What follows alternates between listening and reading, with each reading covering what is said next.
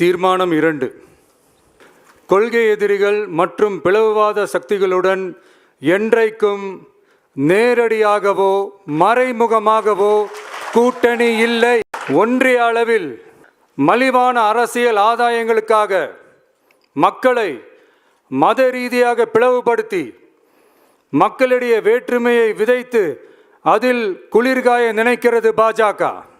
அவர்களின் இந்த விஷமத்தனமான வேலைகள் வேறு எங்கு வேண்டுமானாலும் எடுபடலாம், ஆனால் தமிழகத்தில் ஒருபோதும் எடுபடாது.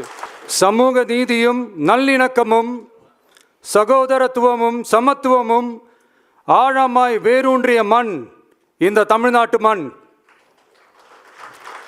எனவே இங்கு தந்தை பெரியாரை அவமதித்தோ அறிஞர் அண்ணாவை அவதூறுக்கு உள்ளாக்கியோ அல்லது தமிழ்நாட்டின் மதிப்பிற்குரிய தலைவர்களை வைத்தோ அரசியல் செய்ய நினைத்தால் அதில் பாஜக ஒருபோதும் வெற்றி பெறவே இயலாது.